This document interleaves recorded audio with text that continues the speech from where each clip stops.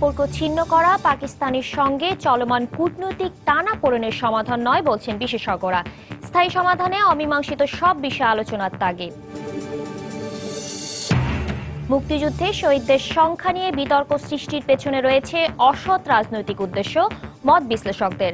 কটাক্ষকারীদের শাস্তি নিশ্চিতে আইন করার দাবি। ত্যাগী নেতাদের কারণেই বারবার আঘাতের পরও নিশ্চিহ্ন হয়নি আওয়ামী লীগ। এম এ আজিজ ও নুরুল ইসলামের স্মরণ সভায় প্রধানমন্ত্রী। বেগম জিয়ার বিরুদ্ধে ড্যান্ডি ডাইং মামলার বিচার শুরু। তারেক কোকোর স্ত্রী ও 2 মেয়ে সহ মোট আসামি 16। এবং যথাসময়ে শনাক্ত না হলে প্রাণঘাতী হতে পারে লেপ্টোপাইরেসিস রোগ। আরও 150 জন আক্রান্ত, ছড়াতে পারে ইঁদুর কিংবা গৃহপালিত প্রাণী থেকে।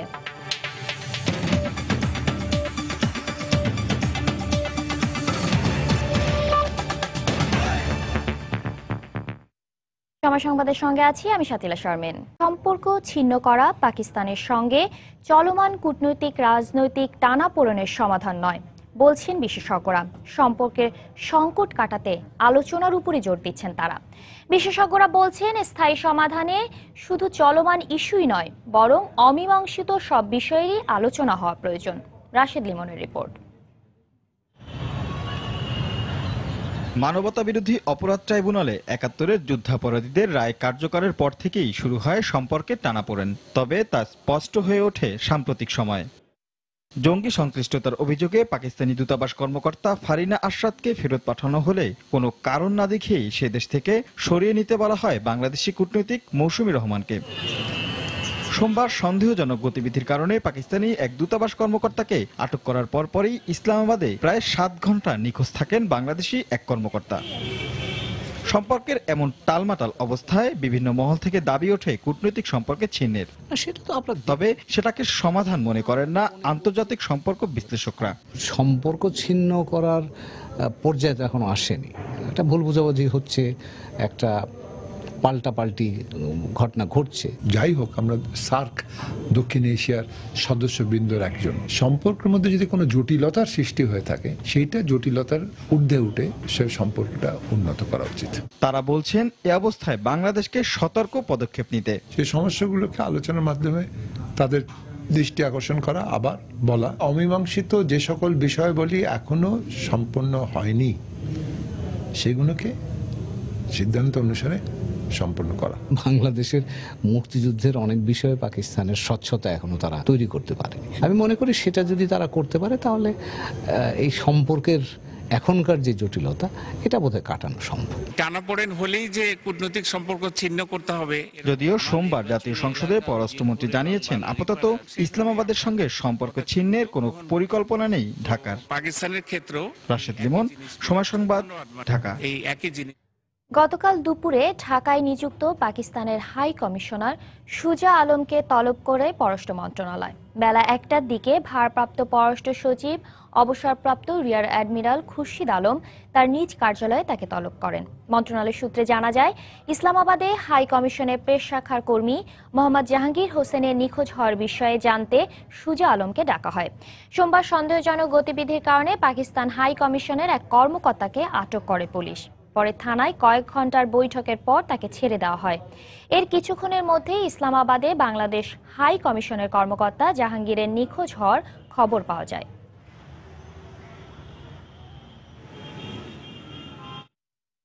এদিকে ইসলামাবাদে বাংলাদেশ হাই কমিশনের কর্মকর্তা জাহাঙ্গীর হোসেন নিখোঁজ হয়ে কোথায় ছিলেন সে বিষয়ে এখনো কিছুই জানা যায়নি। এ বিষয়ে বিস্তারিত জানতে আমরা কথা বলেছি পাকিস্তান প্রবাসী সাংবাদিক মাসকাওয়াত আহসানের সঙ্গে। সোমবার সন্ধ্যা থেকে নিখোঁজ থাকা ইসলামাবাদে বাংলাদেশ দূতাবাস কর্মী জাহাঙ্গীর হোসেন অক্ষত অবস্থায় ফিরে আসার পরে কেন তিনি নিখোঁজ হয়েছিলেন বা কিভাবে ফিরে এলেন এবং এই 7 ঘন্টা উনি কোথায় ছিলেন সে সম্পর্কে কোনো স্পষ্ট ধারণা আমরা এখনো পাইনি। তবে ইসলামাবাদে যে অভিজ্ঞ কূটনৈতিক প্রতিবেদকরা রয়েছেন তারা মনে করছেন যে বিবাদমান ভারত পাকিস্তানের পররাষ্ট্রনীতিতে যেরকম টিট ফর ট্যাট সংস্কৃতি দৃশ্যমান, বাংলাদেশ এবং পাকিস্তানের পররাষ্ট্র অর্থনীতিতেই এমন কিছুই হয়তো বা চলছে, কেননা বাংলাদেশ থেকে পাকিস্তানের একজন কূটনীতিক বহিষ্কার করার পর, পাকিস্তান থেকে একজন কূটনীতিক বহিষ্কার করা, বাংলাদেশে সোমবার একজন পাকিস্তান দূতাবাস কর্মী গ্রেফতার হওয়ার পর এখানে জাহাঙ্গীর হোসেন ওইরকম কোনো সমস্যার সম্মুখীন হয়েছেন কিনা সেটা আমরা খোঁজ নিতে চেষ্টা করেছিলাম। পুলিশের পক্ষ থেকে জানানো হয়েছে যে পুলিশ এর সঙ্গে সম্পৃক্ত ছিল না, কিন্তু পাকিস্তানে যেহেতু অনেক নন স্টেট এলিমেন্ট কাজ করে, তারা কিছু করেছে কিনা সেই বিষয়ে আমরা এখন পর্যন্ত অনুমান করতে পারি, কিন্তু কোনো সুস্পষ্ট তথ্য দেওয়া যাচ্ছে না। তবে অনুসন্ধান জারি রয়েছে। আমরা আশা করছি এর মধ্যে পাকিস্তানের যে ইসলামাবাদে বাংলাদেশ দূতাবাস, তারাও বিষয়টি স্পষ্ট করবে।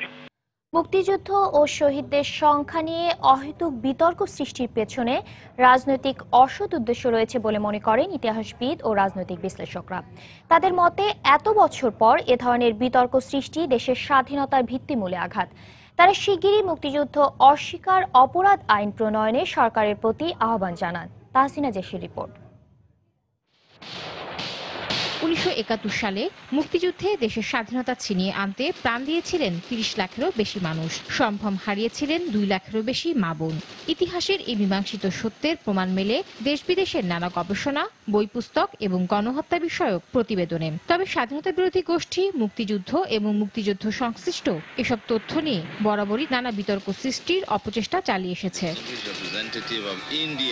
ইতিহাসবিদরা বলেন, এসব মীমাংসিত সত্য নিয়ে স্বাধীনতা বিরোধী গোষ্ঠী শুধু মুক্তিযুদ্ধকে অবমাননা করছে না, এমন প্রশ্ন তুলে পাকিস্তানি গোষ্ঠীকে খুশি করতেই এমন প্রয়াস চালাচ্ছেন তারা। 3 বারের প্রধানমন্ত্রী খালেদা জিয়া 10 বছরে অন্তত 20টা বাণীতে, স্বাধীনতা দিবস, বিজয় দিবসের বাণীতে তাকে সরকারি বয়ানটা তো বলতে হয়েছে, 30 লক্ষ শহীদের কথা তখন তাকে বলতে হয়েছে। মুক্তিযুদ্ধের স্বীকৃত সত্যগুলো অস্বীকার করা, আমি বাংলাদেশের ভিত্তিমূলে আঘাত করছি, বাংলাদেশের সৃষ্টিকে আমি নাকচ করে দিচ্ছি। রাজনৈতিকভাবে যা মীমাংসিত তাকে কখনোই চ্যালেঞ্জ করা উচিত নয়। তার এই বক্তব্যের পেছনে আমার মনে হয় একটি রাজনৈতিক অসৎ উদ্দেশ্য আছে। এই বুদ্ধিজীবীদের মতে বিভিন্ন দেশের অভিজ্ঞতায় মুক্তিযুদ্ধ নিয়ে যারা কটাক্ষ করবেন তাদের শাস্তি হিসাবে বদ্ধভূমি ও মুক্তিযুদ্ধের ধ্বংসযজ্ঞ দেখিয়ে সত্যের মুখোমুখি করা যেতে পারে। প্রয়োজন যেটি হচ্ছে মুক্তিযুদ্ধের সপক্ষে জনচেতনাকে আরো গড়ে তোলা, নতুন প্রজন্মের কাছে মুক্তিযুদ্ধের সঠিক তথ্য তুলে ধরা। মুক্তিযুদ্ধ অস্বীকার অপরাধ আইন এটা করতে হবে। ইউরোপের যেটা হলোকস্ট ডিনায়াল অ্যাক্ট, সেখানে আমরা বলেছি যে রোমানিয়াতে যে গণহত্যাকে অস্বীকার করবে তাদেরকে বদ্ধভূমিগুলো ঘুরিয়ে দেখানো। বেগম খালেদা জিয়ার যদি শাস্তি যদি হয় আদালতে, তাহলে তাকে এখন এই 3500 বদ্ধভূমি ঘুরে ঘুরে দেখাতে হবে। মুক্তিযুদ্ধ নিয়ে বিতর্কিত ও উস্কানিমূলক বক্তব্যদাতাদের বিরুদ্ধে ব্যবস্থা নেওয়া জরুরি বলেও মনে করেন এই বিশিষ্টজনেরা। তাহসিনা জেসি, সময় সংবাদ, ঢাকা।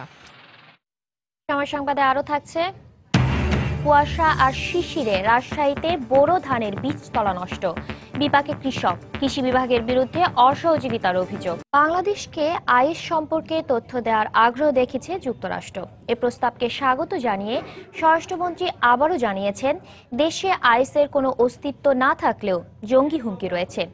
গতকাল সচিবালয়ে যুক্তরাষ্ট্রের রাষ্ট্রদূত মার্সিয়া ব্লুম বার্নিকার্ট ও যুক্তরাজ্যের হাই কমিশনার অ্যালিসন ব্লেকের সঙ্গে বৈঠক শেষে সাংবাদিকদের তিনি কথা জানান। সম্প্রতি রাজধানীতে ইতালীয় নাগরিক হত্যা সহ দেশের বিভিন্ন স্থানে বিদেশি নাগরিক হত্যা ও হামলার ঘটনার পাশাপাশি কয়েক দফায় বিপুল পরিমাণ অস্ত্র উদ্ধার করা হয়। এতে বাংলাদেশে আইএসের অস্তিত্ব আছে কিনা তা নিয়ে নানা মহলে প্রশ্ন ওঠে। তবে দেশে আইএসের কোনো অস্তিত্ব নেই বলেই স্বরাষ্ট্র মন্ত্রণালয়ের পক্ষ থেকে দাবি করা হয়। এ অবস্থায় আইএস জঙ্গি কার্যক্রম ও নিরাপত্তা বিষয়ে স্বরাষ্ট্রমন্ত্রীর সাথে বৈঠক করেন ঢাকায় নিযুক্ত যুক্তরাষ্ট্রের রাষ্ট্রদূত মার্সিয়া ব্লুম বার্নিকার্ট। বৈঠক শেষে তিনি সাংবাদিকদের বলেন, সন্ত্রাস ও জঙ্গিবাদ মোকাবেলায় যুক্তরাষ্ট্র বাংলাদেশের পাশে থাকবে। পুলিশ একাডেমি ও বোম স্কোয়াডকে বিশেষ প্রশিক্ষণের ব্যবস্থা করেছে যুক্তরাষ্ট্র সরকার। এক্ষেত্রে যথেষ্ট অগ্রগতি হয়েছে। পাশাপাশি সন্ত্রাস, জঙ্গিবাদ ও মানি লন্ডারিং প্রতিরোধে বাংলাদেশের পাশে থাকবে যুক্তরাষ্ট্র। এ বিষয়ে স্বরাষ্ট্রমন্ত্রী বলেন, আইএসের জঙ্গি কার্যক্রম সম্পর্কে যুক্তরাষ্ট্রের বিশেষজ্ঞ সহায়তা নেবে বাংলাদেশ। তবে দেশে আইএসের অস্তিত্ব নেই বলে আবারও দাবি করেন তিনি। আমাদেরকে সব ধরনের সহযোগিতা করতে তারা রাজি আছেন। To face terrorism, extreme terrorism যাকে বলে। এবং আইএস সম্বন্ধে আবারও কথা আসছে, আমরা বলছি আইএস আমাদের এখানে নেই। বার্নিকাট যে অ্যাম্বাসেডর, তিনি বলছেন আইএসরা কি করতে চায়, কোথা থেকে কোথায় যায় তার একটা ধারণা তোমাদেরকে দেওয়ার জন্য আমাদের একজন এক্সপার্ট আসতে পারে, তা সেখানে তার সঙ্গে তোমরা আলাপ করতে পারো। আমরা সেটা আসলে আমরা আলাপ করবো। সোমবার শেরপুরে উদ্ধার হওয়া বিপুল পরিমাণ অস্ত্র বিগত সরকারের সময় ভারতীয় বিচ্ছিন্নতাবাদীদের নিদর্শন বলেও দাবি করেন মন্ত্রী। ভারতের বিচ্ছিন্নতাবাদী যারা ছিল বিগত সরকার তাদেরকে আশ্রয় প্রশ্রয় দিত, সেগুলিরই একটা চিহ্ন আপনারা গতকাল শেরপুরে দেখেছেন। দেশে যে কোনো জঙ্গি কার্যক্রম মোকাবিলায় আইন শৃঙ্খলা রক্ষাকারী বাহিনী তৎপর বলেও জানান স্বরাষ্ট্রমন্ত্রী। আমাদের সফলতা আসছে। প্রসূন আশিস, সময় সংবাদ, ঢাকা। প্রধানমন্ত্রী শেখ হাসিনা বলেছেন, আব্দুল আজিজ এবং নুরুল ইসলামের মতো অনেক ত্যাগী নেতার জন্ম দিয়েছে আওয়ামী লীগ, আর এজন্যই ষড়যন্ত্র করেও দলটিকে ভাঙতে পারেনি কেউ। গতকাল সদ্যপ্রয়াত ঢাকা মহানগর আওয়ামী লীগের ভারপ্রাপ্ত সভাপতি আব্দুল আজিজ এবং আওয়ামী লীগের সাবেক প্রচার ও প্রকাশনা সম্পাদক নুরুল ইসলামের স্মরণ সভায় একথা বলেন তিনি। স্মরণ সভায় এই দুই নেতাকে নিয়ে স্মৃতিচারণ করেন শেখ হাসিনা। বিশেষ করে ১/১১ পরিবর্তিত প্রেক্ষাপটে ঢাকা মহানগর আওয়ামী লীগকে ঐক্যবদ্ধ রাখতে আব্দুল আজিজ যে ভূমিকা রেখেছিলেন সে কথা স্মরণ করেন তিনি। তাদের মৃত্যুকে আওয়ামী লীগের জন্য এক অপূরণীয় ক্ষতি বলে উল্লেখ করেন প্রধানমন্ত্রী।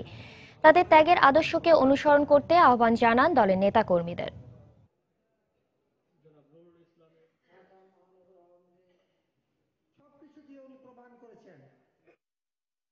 আওয়ামী লীগ আসলে অনেক ত্যাগী নেতাদের জন্ম দিয়েছে, আর এই ত্যাগী নেতারা ছিল বলেই বারবার আওয়ামী লীগের উপরে আঘাত এসেছে। আর আঘাত এসেছে বলে কখনো আওয়ামী লীগকে এতটুকু ক্ষতি করতে পারে নাই একটাই কারণে, যে সেই সময় আওয়ামী লীগের যে নেতারা তারা আদর্শে বিশ্বাস করত, নীতিতে বিশ্বাস করত, ধন সম্পদ বানাবার চেষ্টা করেনি। আর ঢাকা মহানগর আওয়ামী লীগের নেতাকর্মীদের বলবো যে কিভাবে একটা মানুষ তার জীবনের সব ত্যাগ করতে পারে দেশের জন্য, জনগণের জন্য এবং সংগঠনের জন্য, এটা শিক্ষণীয়। এই শিক্ষা যেন সকলে গ্রহণ করে এই সংগঠনকে আরো শক্তিশালী করে এগিয়ে নিয়ে যাবেন, তাহলেই আজিজ ভাইয়ের আত্মা শান্তি পাবে। বিএনপি চেয়ারপারসন বেগম খালেদা জিয়া বড় ছেলে তারেক রহমান ও প্রয়াত সন্তান আরাফাত রহমান কোকোর স্ত্রী সন্তান সহ 16 জনের বিরুদ্ধে ড্যান্ডি ডাইংয়ের 45 কোটি টাকা ঋণ খেলাপির মামলার বিচার কাজ শুরু হয়েছে। আগামী 1 মার্চ সাক্ষ্য গ্রহণের জন্য দিন ধার্য করা হয়েছে। গতকাল বিকেলে ঢাকার প্রথম অর্থ ঋণ আদালতের ভারপ্রাপ্ত বিচারক ফাতেমা ফেরদৌস এ মামলার বিবাদীদের বিরুদ্ধে ইস্যু গঠন করে সাক্ষ্য শুরুর দিন ধার্য করেন। এর আগে খালেদা জিয়ার আইনজীবী ইস্যু গঠনের শুনানি পেছানোর আবেদন করলে তা নামঞ্জুর করেন আদালত। মামলার অভিযোগে বলা হয় 45,59,37,295 টাকা ঋণ খেলাপের অভিযোগে 2013 সালে অর্থ ঋণ আদালতে এ মামলা দায়ের করা হয়।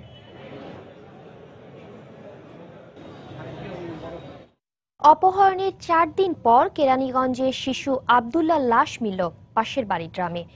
গতকাল দুপুরে উপজেলার মুগারচর এলাকা থেকে তার লাশ উদ্ধার করা হয়। অভিযুক্ত প্রতিবেশী মোতাহেরের বাড়িতে ভাঙচুর ও আগুন দেয় বিক্ষুব্ধ জনতা। এ ঘটনায় 3 জনকে আটক করেছে পুলিশ। এ খাটেই দীর্ঘ 12 বছর ধরে ছেলে আব্দুল্লাহকে নিয়ে ঘুমাতেন মা, কিন্তু আজ নাড়িছেড়া ধনকে হারিয়ে শোকে হতবিহ্বল হয়ে পড়েছেন তিনি। একই সঙ্গে ছেলেকে হারিয়ে বাকরুদ্ধ হয়ে পড়েছেন ছেলের অপহরণের খবর পেয়ে দেশে আসা প্রবাসী বাবাও। পুরানো এক শত্রুতা আমার শ্বশুরের সাথে ছিল, মনে হয়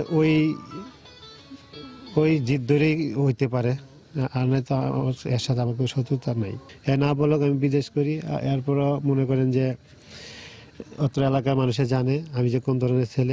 ঘটনার সূত্রপাত গত শুক্রবার। স্বজনদের অভিযোগ 5 লাখ টাকার দাবিতে কেরানীগঞ্জের মুগারচর এলাকায় 5ম শ্রেণীর স্কুল ছাত্র আব্দুল্লাহকে অপহরণ করে প্রতিবেশী আত্মীয় মোতাহার। অপহরণকারীর দাবি অনুযায়ী 3.5 লাখ টাকাও দেন স্বজনরা, কিন্তু তারপরও শেষ রক্ষা হয় না আব্দুল্লাহর। কেরানীগঞ্জ থানায় অভিযোগের পর মঙ্গলবার পুলিশ ও র্যাবের যৌথ অভিযানে মোতাহারের বাসার ড্রামের ভিতর থেকে উদ্ধার করা হয় আব্দুল্লাহর লাশ। এ খবর ছড়িয়ে পড়ার পরই মোতাহারের বাড়িতে ও ব্যবসা প্রতিষ্ঠানে ভাঙচুর ও অগ্নিসংযোগ করে বিক্ষুব্ধ এলাকাবাসী। মোতাহার ছেলের বাপের চাচা, তার নাতিরে সে আটকে রাখছে। আটকে রাখার পরে সেই মারছে, সেই মাইরা সে আমাদের সাথে থানায় যায়, সে নিজেই জিটি করে, টাকা দাবি করে। খুনি আমাদের এলাকায় আমরা থাকতে দেব এবং কি রাখতে চাই না আমরা কোনো খুনি। আমার আপন মামা আমার বোনের ছেলেকে মারছে, যখন বিল্ডিং এর ভিতরে মারছে মোতাহারের বউ দেখছে, মোতাহারের ছেলে দেখছে, মোতাহারের মেয়ে দেখছে, মেয়ের জামাইরা এরা ফ্যামিলির যা আছে সবাই তো দেখছে। খবর পেয়ে পরিস্থিতি নিয়ন্ত্রণে আনে ফায়ার সার্ভিস ও আইন শৃঙ্খলা বাহিনী। স্থানীয় জনতা কর্তৃক আগুনের মেসেজ পাই, আমরা আসি এবং স্থানীয় জনতা এবং ফায়ার সার্ভিস, পুলিশ, র্যাব সবাই মিলে আমরা আগুনটা নির্বাপন করি। মোতাহার আলীর বাড়ির 3 তলায় ড্রামের ভিতর, ড্রাম থেকে মৃত অবস্থা উদ্ধার করা হয়েছে। একেবারে সাঁড়াশি অভিযান চলছে মোতাহারকে গ্রেফতারের জন্য। অমানবিক এই ঘটনায় মোতাহারের ছেলে ও মেয়ে সহ 3 জনকে আটক করেছে পুলিশ। মাহমুদ রাকিব, সময় সংবাদ, কেরানীগঞ্জ। অন্যদিকে পারিবারিক কলহের জেরে রাসায়নিক পদার্থে স্ত্রীর মুখ ঝলসে দিয়েছে এক স্বামী। মঙ্গলবার ঢাকায় ডেমরায় এ ঘটনা ঘটে। নির্যাতিতাকে আশঙ্কাজনক অবস্থায় ঢাকা মেডিকেল কলেজ হাসপাতালে ভর্তি করা হয়েছে। এ ঘটনায় ডেমরা থানায় মামলা করেছে নির্যাতিতার ভাই। পাশের বাড়ির এক পোলাই গিয়ে আমায় ডাক দিয়ে বলে, তোমার আব্বু তোমার আম্মুর এসিড মারছে। আমি ব্যাগ তুই দৌড়ে আইছি। খবর পেয়ে স্কুল থেকে ফিরে আর মায়ের মুখ চিনতে পারেনি জিসান। সেই মুখ রাসায়নিক তরলে ঝলসে দিয়েছে তারই বাবা। এর আগে মারধরও করেছে।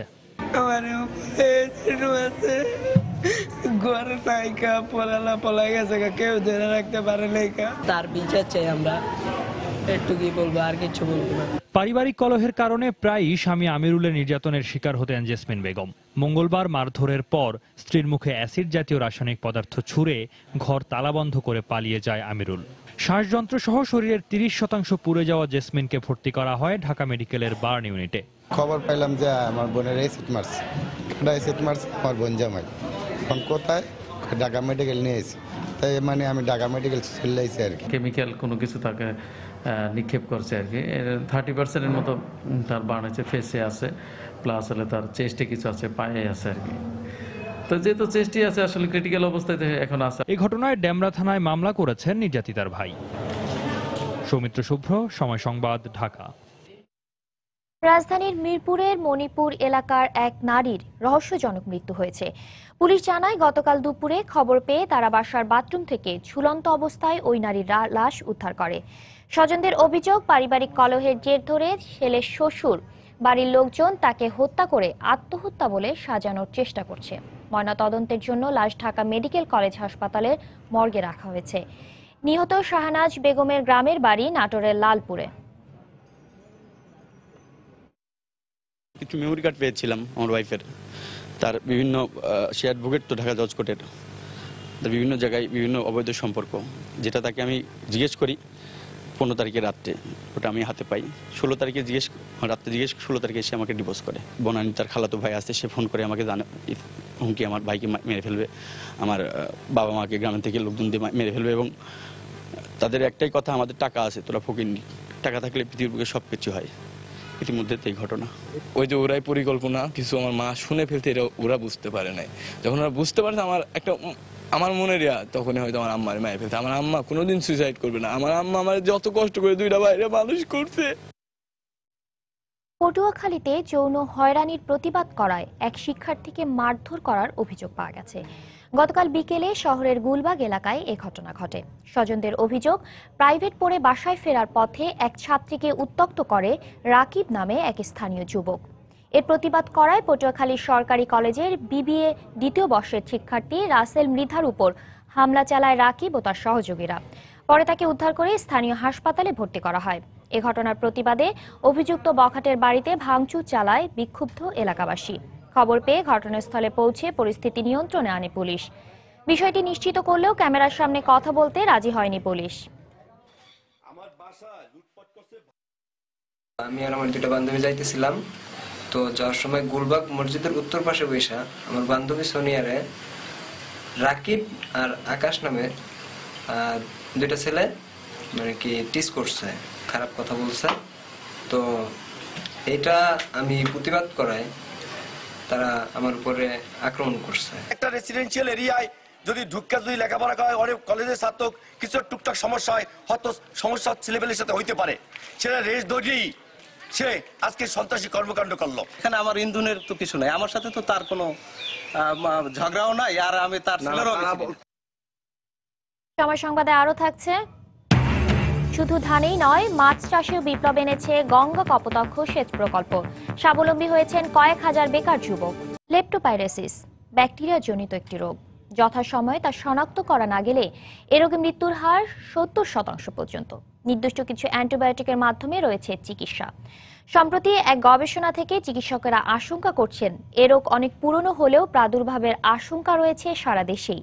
আরও জানাচ্ছেন শাফিন জাহিদ। এমন অনেক রোগ রয়েছে যার প্রাথমিক লক্ষণ জ্বর কিংবা সর্দি। লেপ্টোপাইরোসিসও তেমনি এক ব্যাকটেরিয়া জনিত রোগ। এ রোগেরও প্রাথমিক লক্ষণ গায়ে ব্যথা, জ্বর, বমি কিংবা চোখ লাল হওয়া। অনেক পুরনো এই রোগটির বর্তমান অবস্থা জানতে সম্প্রতি রোগতত্ত্ব, রোগ নিয়ন্ত্রণ ও গবেষণা ইনস্টিটিউট দেশের 10টি হাসপাতালে 20 মাস ধরে চালিয়েছেন গবেষণা। 2099 জনের রক্ত পরীক্ষা করে 148 জনের দেহে পাওয়া যায় লেপ্টোপাইরেসিস ব্যাকটেরিয়া। আশঙ্কার কথা হলো প্রতিটি হাসপাতালেই গড়ে প্রতি 100 জনে এ রোগের শিকার 7 জন। এটা আমাদের জন্য একটু চিন্তার বিষয় এবং এই রোগের মৃত্যুর হার বিভিন্ন লেভেলে হয়, 5% থেকে 70% পর্যন্ত মৃত্যু হতে পারে। এই ডিজিজের জন্য কিন্তু চিকিৎসা আছে। বিশেষজ্ঞরা বলছেন সাধারণত ইঁদুর কিংবা গৃহপালিত প্রাণীর মূত্র থেকে লেপ্টোপাইরা নামের এক ধরনের জীবাণুর মাধ্যমে ছড়ায় এ রোগ। পরবর্তীতে রূপ নেয় জটিল রোগে, যা হয়ে উঠতে পারে প্রাণঘাতীও। এই প্রস্রাব যখন তারা ছড়ায়, এটা পানিতে বসার সময় অথবা যে কোনোভাবে ড্রেনের মধ্যে দিয়ে যখন যায়, তখন এক জায়গা থেকে আরেক জায়গাতে এটা চলে যায় এবং যাদের সংস্পর্শে আসে, মানুষের সংস্পর্শে যখন আসে, তাদের চামড়াতে যদি কোনো রকম কাটাছেঁড়া থাকে অথবা যদি একটু আঁচড়ও থাকে, তাহলে ওটার ভিতর দিয়ে কিন্তু মানুষের শরীরে ঢুকে যেতে পারে। চিকিৎসকরা বলছেন শুরুতে সচেতন হলে নির্দিষ্ট কিছু অ্যান্টিবায়োটিকের মাধ্যমে এ রোগ প্রতিরোধ করা সম্ভব। একুট ফিমেনাসে 3-4 দিনে জ্বরে লেপ্টোস্পাইরাল ডায়াগনোসিস করা খুবই ডিফিকাল্ট। যারা একুট ফিমেনাসে they must contact with the doctors, মানে তারা বাইরে থেকে ডিসপেন্সারি থেকে কোনো রকম ওষুধ না খাওয়াটাই ভালো। তারা বলছেন দেশে অনেকটাই নতুন বলে এ রোগ সম্পর্কে চিকিৎসকদের মাঝেও বাড়াতে হবে এর সচেতনতা। বিশেষজ্ঞরা বলছেন জ্বর, সর্দি, কাশি কিংবা জন্ডিসের মতো সমস্যাগুলোই এই রোগের প্রধান উপসর্গ, যা কিনা এক পর্যায়ে রোগীর লিভার আর কিডনিকে অকার্যকর করে দিয়ে ঠেলে দিতে পারে মৃত্যুর মুখ পর্যন্ত।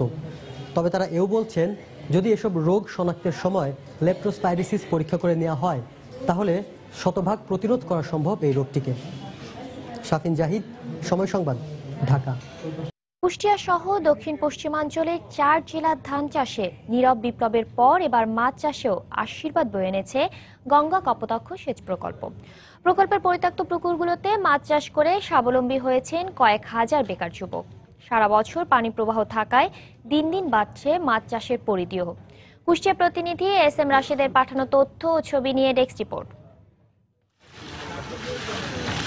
কৃষি উৎপাদন বাড়িয়ে কুষ্টিয়া, মাগুরা, চুয়াডাঙ্গা ও ঝিনাইদহ জেলার মানুষের জীবনমান উন্নয়নের লক্ষ্যে 1954 সালে শুরু হয় গঙ্গা কপোতাক্ষ সেচ প্রকল্পের কাজ। ধান চাষে বিপ্লবের পর এবার এ প্রকল্প ঘিরে পুকুরে মাছ চাষে ঝুঁকেছেন 4 জেলার 13 উপজেলার যুবকরা। জিকে প্রকল্পের পরিত্যক্ত পুকুরে রুই, কাতলা ও মৃগেল সহ বিভিন্ন প্রজাতির মাছ চাষ করছেন তারা। চাষিরা বলছেন নদীর পানি পাওয়ায় মাছ চাষে খরচ কম পড়ায় লাভবান হচ্ছেন তারা। দিন দিন মাছ চাষের পরিধি বাড়ায় বেকারত্ব ঘুচিয়ে স্বাবলম্বী হয়েছেন অনেকে। জিকের পানি আছে বিধায় আমরা 12 মাস মাছ চাষ করি। অন্য অন্য এলাকায় 4 মাস 5 মাসের বেশি তারা মাছ চাষ করতে পারে না। জিকে যখন পানি দেয় তখন এই পানি থেকে পানিটা স্রোত বৃদ্ধি পায়, এই স্রোতের কারণে ওদের মাছ বৃদ্ধি পায়। পুকুরে পানি দেওয়ার পর মাছ অতি তাড়াতাড়ি বৃদ্ধি পায়, সেই মাছগুলো বিক্রি করে অনেক পরিবার সচ্ছলতা জীবনযাপন করতে পারে। এ অবস্থায় মাছ চাষের জন্য পুকুরগুলোতে বছর জুড়ে পানি দেওয়ার দাবি জানিয়েছেন চাষিরা। এখন দাবি আমাদের পানির দরকার, পানি দিলে আমার মাছের চাষ ভালো হবে। জিকেতে যদি নিয়মিত পানি থাকে ক্যানেলে, তাহলে মৎস্য চাষিরা আরো লাভবান হবে। অবশ্য চাষিদের কথা বিবেচনায় রেখে পদক্ষেপ নেওয়ার আশ্বাস দিলেন প্রকল্প পরিচালক। এদেরকে সারা বছর পানি দেওয়া যায় কিনা এই বিষয়টি বিবেচনার জন্য আমি বোর্ড পর্যায়ে এটা আলোচনা করার আপনার এই আমি বোর্ড পর্যায়ে তুলবো আর কি। আশা করি বোর্ডও এটা নীতিগতভাবে সম্মত হবে আর কি। কুষ্টিয়া সহ 4 জেলায় গঙ্গা কপোতাক্ষ সেচ প্রকল্পের খালগুলো ঘিরে ছোট বড় 1125টি পুকুর রয়েছে। সময় সংবাদ, কুষ্টিয়া। পৌর মৌসুমের শুরুতে রাজশাহীতে কুয়াশা আর শিশিরে ধানের বীজতলা নষ্ট হওয়ায় বিপাকে পড়েছেন কৃষকরা। কৃষি বিভাগের সহযোগিতা না পাওয়ায় অভিযোগ করেছেন তারা। তবে কৃষি কর্মকর্তাদের দাবি বোরোর বীজতলা রক্ষার্থে প্রয়োজনীয় পরামর্শ দেওয়া হচ্ছে। হাবিবুর রহমান পাপ্পুর ছবিতে সাইফুর রহমান রকি রিপোর্ট। হালকা কুয়াশা আর শিশিরে ঢাকা পড়েছে বরেন্দ্র অঞ্চলের সব বীজতলা। বড় মৌসুমে এ কারণে লালচে রং ধারণ করে নষ্ট হতে বসেছে ধানের চারা। ফলে শুরুতেই ক্ষতিগ্রস্ত কৃষকেরা এখন জমি প্রস্তুত করে চারা লাগানো শুরু হলেও বছর বছর উৎপাদন খরচ বাড়ায় বিপাকে পড়েছেন তারা। বিছন আমাদের লাল হয়েছে, কুয়াশা ধরেন যে নষ্ট হয়ে গেছে। এই শীতের কারণে ধরেন যে কেউ কাজে আসবে বলেও আসছে না, এই কারণ থেকে পাটের দামটা একটু বাড়ছে। যে পরিমাণ আমাদের খরচ হয় সে পরিমাণ হিসেবে সরকারের কাছে আমরা ন্যায্য মূল্য পাচ্ছি না।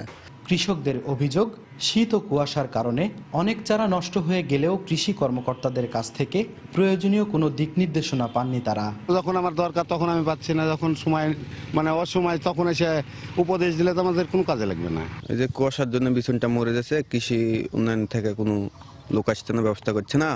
অবশ্য এমন অভিযোগ অস্বীকার করে কৃষকদের বিভিন্ন পরামর্শ দেওয়ার কথা জানালেন কৃষি কর্মকর্তারা। কৃষকদেরকে আমরা পলিথিন দিয়ে ঢেকে দিলে পরে এই যে লক্ষণটার জন্য মনে হয় যে চারা ক্ষতিগ্রস্ত হয়ে গেছে, ওই লক্ষণটা আর দেখা যায় না। বেশ কিছু চাষিরা এটা অনুসরণ করেও থাকে, যারা অনুসরণ করতে দেরি করে তাদের বীজ পাতাটাই এইভাবে ক্ষতিগ্রস্ত হয়ে থাকে। জেলায় বড় মৌসুমে ৭৯,০০০ হেক্টর জমিতে ২,০৭,০০০ মেট্রিক টন ধানের লক্ষ্যমাত্রা নির্ধারণ করেছে কৃষি বিভাগ।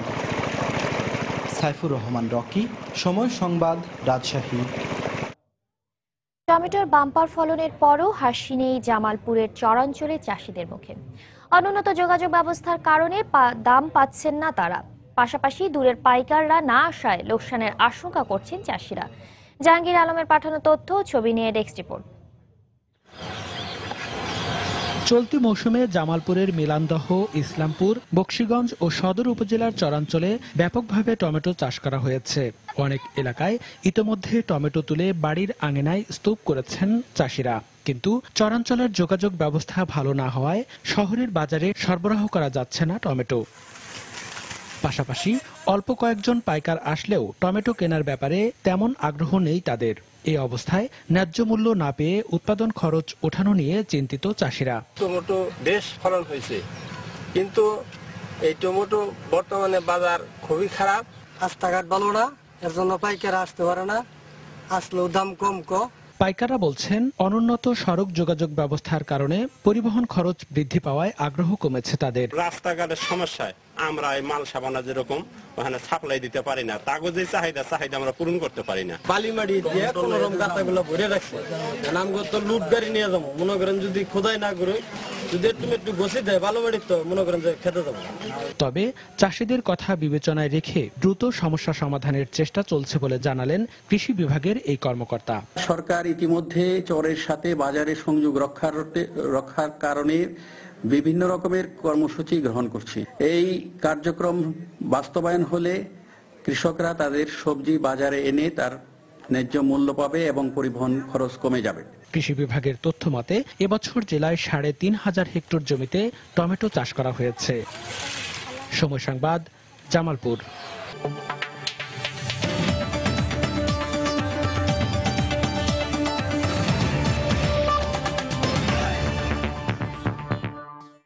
পাঠক, লেখক আর প্রকাশকদের আনাগোনা বাড়তে শুরু করেছে অমর একুশে গ্রন্থমেলায়। তবে মেলার দ্বিতীয় দিনেও কোনো কোনো বইয়ের স্টল নির্মাণ করতে দেখা যায়। পূর্ণাঙ্গ রূপে বইমেলা কয়েকদিনের মধ্যেই জমে উঠবে বলে আশা করছেন লেখক ও প্রকাশকরা। পরিবারের ছোট সদস্য সহ প্রিয়জনদের নিয়ে অনেকে এসেছেন বইমেলায়। বাংলা একাডেমি ছাড়াও সোহরাওয়ার্দী উদ্যানে মেলার পরিসর বাড়ানোয় পাঠকরা স্বাচ্ছন্দ্যে পুরো এলাকা ঘুরে পছন্দের বই কিনছেন।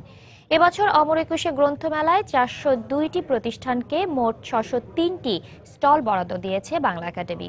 এদিকে গতকাল বিকেলে বইমেলা চত্বরে এসে তথ্যমন্ত্রী হাসানুল হক ইনু ঢাকা রিপোর্টার্স ইউনিটির একটি স্টল উদ্বোধন করেন। এ সময় তিনি গণমাধ্যমে বাংলা ভাষার সঠিক উচ্চারণ তুলে ধরার আহ্বান জানান।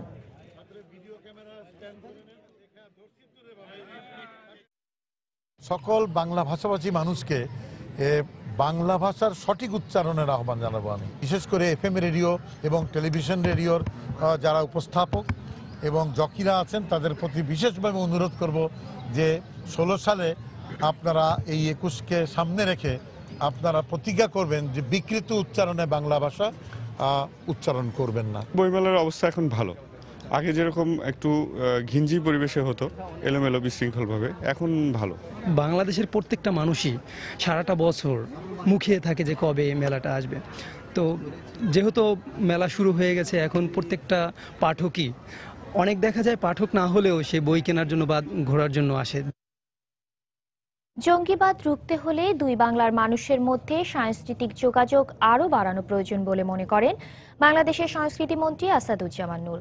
কলকাতা আন্তর্জাতিক বইমেলায় বাংলাদেশ দিবস উপলক্ষে মঙ্গলবার আয়োজিত বাঙালিয়ানা ও বৈশ্বিকতা শীর্ষক সেমিনারে তিনি কথা বলেন। এ মেলার মধ্য দিয়ে দুই বাংলার মানুষের সম্পর্ক আরও দৃঢ় হবে বলেও আশা ব্যক্ত করেন তিনি। এ সময় সেমিনারে উপস্থিত ছিলেন পশ্চিমবঙ্গের পর্যটন বিষয়ক মন্ত্রী বাদ্য বসু, বাংলাদেশের নারী ও শিশু বিষয়ক মন্ত্রণালয়ের প্রতিমন্ত্রী মেহের আফরোজ চুমকি, কথাসাহিত্যিক সমরেশ মজুমদার, বাংলা একাডেমির মহাপরিচালক শামসুজ্জামান খান, গিল্ডের সম্পাদক ত্রিবিদ চট্টোপাধ্যায়। একই দিন বাংলাদেশ প্যাভিলিয়নে বাংলাদেশের প্রথম ই-বুকেরও উদ্বোধন করেন সংস্কৃতিমন্ত্রী। ভাষার মাস ফেব্রুয়ারিতে ভাষা আন্দোলনের স্মৃতি ভাস্কর্য প্রদর্শিত হবে জাতিসংঘ সদর দফতরের কাছে ফ্রিডম স্কয়ার পার্কে। অস্থায়ী ভাস্কর্যটি আনুষ্ঠানিকভাবে উন্মোচন করেন জাতিসংঘে নিযুক্ত বাংলাদেশের স্থায়ী প্রতিনিধি মাসুদ বিন মোমেন। চিত্রশিল্পী খোরশেদ আলম সেলিমের ভাবনা ও নকশায় ভাস্কর্যটি তৈরি করেছেন রিনাল হক। নিউ ইয়র্ক প্রতিনিধি শিয়াবুদ্দিন কিশলুর পাঠানো তথ্য নিয়ে ডেস্ক রিপোর্ট। কানাডা প্রবাসী বাংলাদেশিদের সূচনা করা উদ্যোগ পূর্ণতা পায় 1999 সালের নভেম্বরে বাঙালির মহান ভাষা আন্দোলনের প্রতি সম্মান জানিয়ে 21শে ফেব্রুয়ারিকে জাতিসংঘের আন্তর্জাতিক মাতৃভাষা হিসেবে স্বীকৃতি দেওয়ার মাধ্যমে। জাতিসংঘের এই স্বীকৃতি নতুন করে বাঙালি জাতীয়তাবাদের চেতনায় উজ্জীবিত করে দেশের ও প্রবাসের বাঙালিদেরকে। এরই ধারাবাহিকতায় জাতিসংঘ সদর দফতরের অদূরে উন্মোচন করা হলো ভাষা আন্দোলনের স্মৃতি ভাস্কর্য। অস্থায়ী এই ভাস্কর্যের মাসব্যাপী প্রদর্শনী বাঙালির মহান ভাষা আন্দোলন সম্পর্কে ভিনদেশিদেরও জানার সুযোগ করে দেবে বলে মনে করেন নিউ ইয়র্কে বাংলাদেশের কনসাল জেনারেল। প্রবাসী বাংলাদেশিরা নতুন করে 21-এর চেতনাকে ধারণ করার একটি সুযোগ পাবেন এবং এই দিনটিতে আমাদের ছেলেরা যে স্যাক্রিফাইস করেছে, তাদের যে অবদান, সেটি বিশ্ববাসী জানতে পারবে। আন্তর্জাতিক মাতৃভাষা দিবসের স্বীকৃতিকে বাঙালি জাতির অনন্য অর্জন বলে মনে করেন জাতিসংঘে নিযুক্ত বাংলাদেশের স্থায়ী প্রতিনিধি। আমরা আসলে গর্বিত আজকে এই আগামী একটি মাস এই ভাস্কর্যটি এখানে থাকবে এবং যারাই এই জায়গা দিয়ে যাবে তারা একটু কৌতূহল বশত হয়তো জানতে চাবে এবং তখনই তারা বুঝবে যে বাংলাদেশের এবং বাঙালির যে অর্জন এবং যারা বিশ্বকে যে একটা দিন দিয়েছে সেই সম্পর্কে তারা আরো জানতে পারবে। মাতৃভাষার গুরুত্ব ও অধিকার আদায়ের প্রতীক এই ভাস্কর্যটি ফাইবার গ্লাস দিয়ে তৈরি। প্রবাসীদের সহযোগিতায় নিউ ইয়র্কের বাঙালি চেতনা মঞ্চের উদ্যোগে স্থাপিত ভাস্কর্যটি নিউ ইয়র্কে প্রদর্শিত হবে ফেব্রুয়ারি মাস জুড়ে। সময় সংবাদ, নিউ ইয়র্ক, যুক্তরাষ্ট্র। সিরীয় সরকার বিদ্রোহীদের যুদ্ধবিরতির পূর্বশর্ত মেনে নেওয়ায় ভেস্তে যেতে বসেছে জেনেভা শান্তি আলোচনা। জাতিসংঘের সিরিয়া বিষয়ক বিশেষ দূত স্টাফেন দে মিটসুরা মঙ্গলবার জানান, আসাদ সরকারের প্রতিনিধিরা যুদ্ধবিরতির পূর্বশর্ত মেনে না নেওয়ায় পরবর্তী বৈঠক বাতিল করেছে বিদ্রোহী জোট উচ্চ মধ্যস্থতাকারী কমিটি HNC। তাদের বক্তব্য, সিরীয় সরকার এবং তাদের মিত্রদেশ রাশিয়া একদিকে শান্তি আলোচনার কথা বলছেন আর অন্যদিকে সিরিয়ায় বেসামরিক নাগরিকদের উপর বিমান হামলা চালাচ্ছে। এর আগে স্টাফেন দে মিটসুরার সাথে বৈঠকের পর সিরীয় সরকারের প্রতিনিধিরা গণমাধ্যমকে জানান, বিদ্রোহী দলগুলোর কোনো তালিকা এখনও তাদের কাছে পৌঁছায়নি, আর বিদ্রোহীদের পরিচয় না জানা পর্যন্ত তাদের কোনো শর্ত তারা মেনে নেবে না।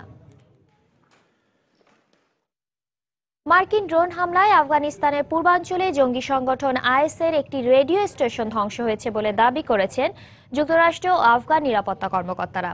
পূর্বাঞ্চলীয় নানগরহার প্রদেশে দুর্গম আচিন জেলায় খেলাফতের কণ্ঠ নামে রেডিও স্টেশনটিতে হামলা চালানো হয়। হামলায় 21 জন আফগান IS সদস্য নিহত হয়েছেন বলে জানিয়েছেন নানগরহারের প্রাদেশিক সরকারের মুখপাত্র আতাউল্লাহ কোগিয়ানি। রেডিও স্টেশনটির মাধ্যমে জঙ্গিরা পশতু, দারি ও আরবি ভাষায় সরকার বিরোধী প্রচারণা চালাতো এবং IS-এ যোগ দিতে আফগান নাগরিকদের আহ্বান জানাতো। এছাড়া এর মাধ্যমে IS নতুন কর্মী সংগ্রহ করত বলেও জানা গেছে। গেল বছর আফগানিস্তানে প্রবেশ করে ইরাক সিরিয়া ভিত্তিক জঙ্গি সংগঠন IS।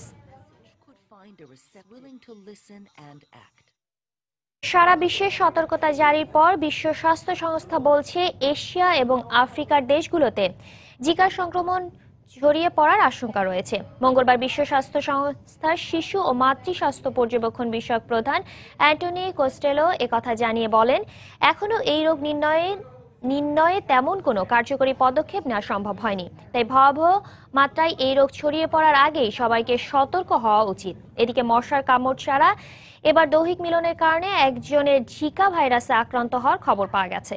মার্কিন centre of disease control CDC এই তথ্য বিবিসিকে জানিয়েছে। প্রতিবেদন অনুযায়ী আক্রান্ত সেই ব্যক্তির সঙ্গী সম্প্রতি ভেনেজুয়েলা ভ্রমণ করেছেন। মার্কিন স্বাস্থ্য দপ্তরের পক্ষ থেকে এখনও এর বিস্তারিত জানানো হয়নি।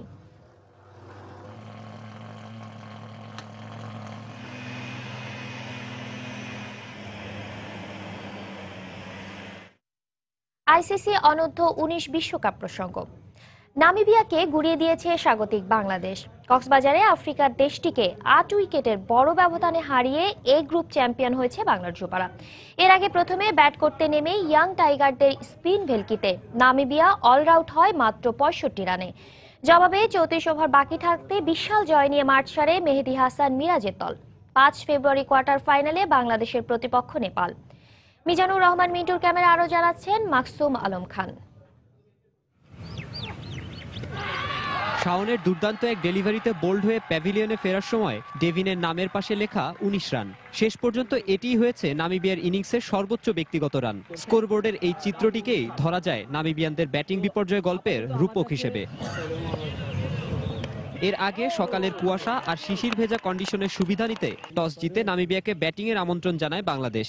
আর কন্ডিশনের সুবিধা নিয়ে দলীয় মাত্র 10 রানেই নামিবিয়ানদের 2 উইকেট তুলে নিয়ে চাপের মুখে ফেলে বাংলাদেশ।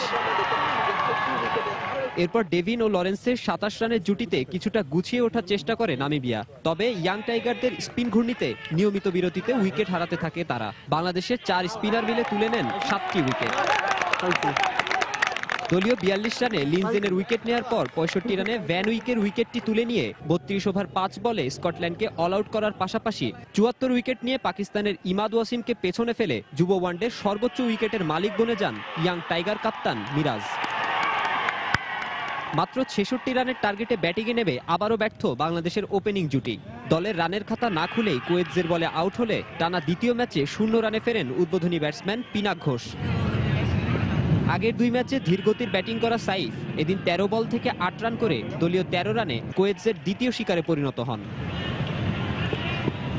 তবে আগের ম্যাচে সেঞ্চুরিয়ান নাজমুল হোসেন শান্ত ও জয়রাজ শেখ কোনো অঘটন ঘটতে দেননি। শেষ পর্যন্ত জয়রাজের অপরাজিত 34 ও শান্তর 14 রানে ভর করে জয়ের বন্দরে পৌঁছে যায় বাংলাদেশ। আর 2 ইনিংস মিলিয়ে মাত্র 48 ওভার 5 বলেই শেষ হয় এই গ্রুপের চ্যাম্পিয়নশিপ লড়াই। আমরা করব জয়, আমরা করব জয়, গ্যালারিতে চলছে এমনই বিজয় উল্লাস। আর চমক দেবার কথা বলে বাংলাদেশের সামনে প্রতিরোধী করতে পারেনি নামিবিয়া। অন্যদিকে গ্রুপ চ্যাম্পিয়ন হয়েই প্রথম পর্বটা শেষ করেছে মিরাজের দল। কক্সবাজার শেখ কামাল আন্তর্জাতিক স্টেডিয়াম থেকে মাকসুম আলম খান, সময় সংবাদ। এ পর্যায়ে শীর্ষ সংবাদ জানিয়ে দিচ্ছি আরেকবার। সম্পর্ক ছিন্ন করা পাকিস্তানের সঙ্গে চলমান কূটনৈতিক টানাপোড়েনের সমাধান নয় বলছেন বিশেষজ্ঞরা। স্থায়ী সমাধানে অমীমাংসিত সব বিষয়ে আলোচনার তাগিদ। মুক্তিযুদ্ধে শহীদদের সংখ্যা নিয়ে বিতর্ক সৃষ্টির পেছনে রয়েছে অসৎ রাজনৈতিক উদ্দেশ্য মত বিশ্লেষকদের। কটাক্ষকারীদের শাস্তি নিশ্চিতে আইন করার দাবি। ত্যাগী নেতাদের কারণে বারবার আঘাতের পরও নিশ্চিহ্ন হয়নি আওয়ামী লীগ। এম এ আজিজ ও নুরুল ইসলামের স্মরণ সভায় প্রধানমন্ত্রী। বেগম জিয়ার বিরুদ্ধে ড্যান্ডি ডাইং মামলার বিচার শুরু। তারেক কোকোর স্ত্রী ও 2 মেয়ে সহ মোট আসামি 16। এবং যথাসময়ে শনাক্ত না হলে প্রাণঘাতী হতে পারে লেপ্টোপাইরেসিস রোগ। আরও 150 জন আক্রান্ত, ছড়াতে পারে ইঁদুর কিংবা গৃহপালিত প্রাণী থেকে। এই ছিল এখনকার মতো। যে কোনো খবর পেতে ভিজিট করুন সময়নিউজ.tv। যে কোনো বাংলা লিংক রবি সিটিসেল নম্বর থেকে সময় সংবাদের খবর, অনুষ্ঠান সম্পর্কে জানতে এবং যে কোনো তথ্য সময় সংবাদকে জানাতে ডায়াল করুন 16242 নম্বরে। এছাড়া এই মাত্র পাওয়া খবর মোবাইলে পেতে SMS করুন *SN লিখে পাঠিয়ে দিন 16242 নম্বরে। সঙ্গে থাকুন সময়ের।